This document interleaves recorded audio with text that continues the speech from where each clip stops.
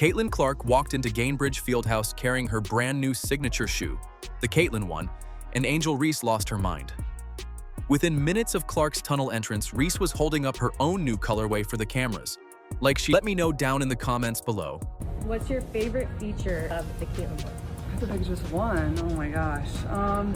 I think the fact that the outside part is C's and the inside part is 2's, but you can only tell close up.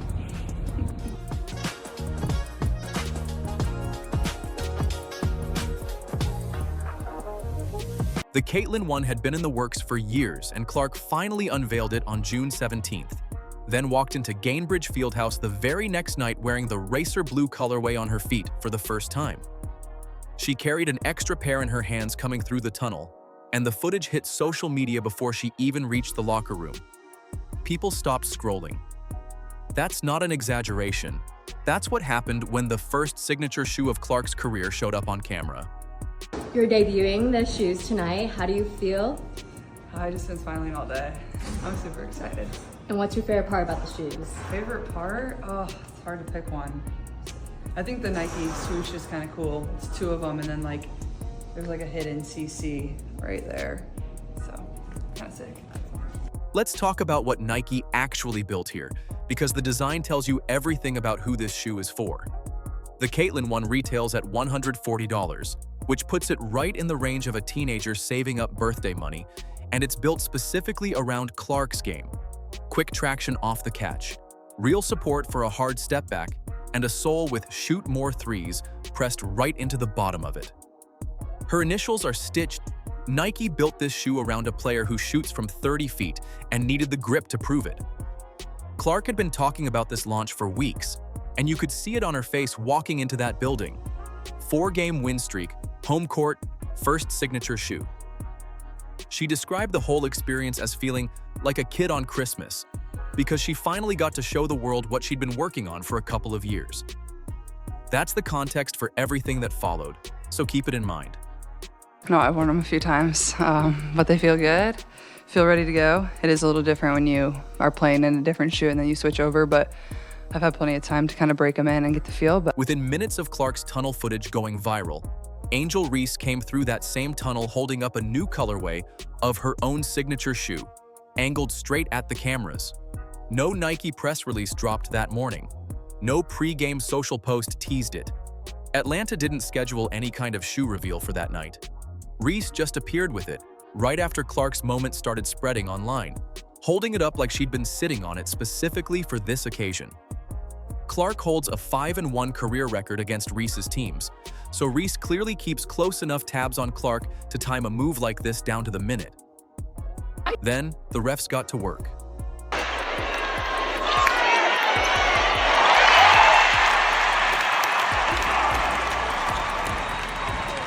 Point lead for Atlanta. Austin bouncing, trying to free up Clark. Extra pass, Billings.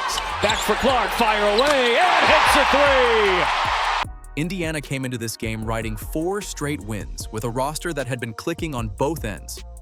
Clark was shooting efficiently, Aaliyah Boston was bullying post defenders every single night, and 4 of her fouls, she would have never got the calls if it was the other way around. Ryan Howard one was elbowing her right in the chest.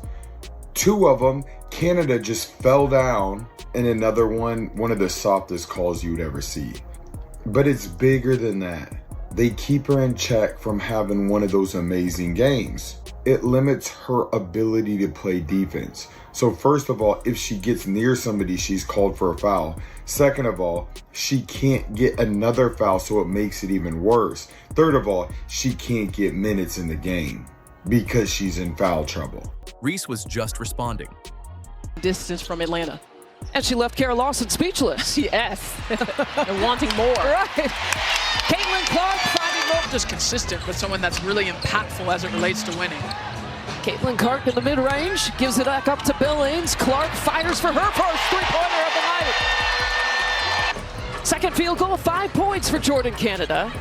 5 points in 5 minutes. Caitlin Clark looking for it against Pow Pow, spins off of her. 4 players dropped double figures for Indiana that night, and the offense genuinely showed up. Mitchell finished with 26 points, Boston put up 23 and 8, Cunningham kept her hot stretch alive from 3 and 8. Boston was a problem in the post from the opening tip, backing down Atlanta's front court, and it gives Indiana a real spacing weapon on the perimeter. No. Sancho Little and Angel McCautry. Atlanta. Yeah, so it was if the Dream have. And for the Fever. It's been close most of the way. 10 different lead changes, 7 ties. Clark steps in. They came in early and kind of started that trend when Naz Hillman got into foul trouble. Caitlin Clark, second three-pointer. But Get the foul call that she was looking for. Clark back the other way. Caitlin Clark goes glass. 19 for Clark. Way too strong. Good recovery by Indiana defensively. Billings challenging Howard. Is that she can impact it in every area of the game, and there's just not a lot of players in the league that can do that. He's a 12-6 game here so far. Doing a good job. She hasn't picked up that 5th personal foul. Had 4 of them in the first half. White's offended solidly for 4 straight games coming in, so that number isn't just about Atlanta's quality. It's about Indiana's structure falling apart in ways that better coaching would have addressed at halftime, if not sooner. For either of you again, they scored 60 points in the paint. Just what was the breakdown, close to the basket there?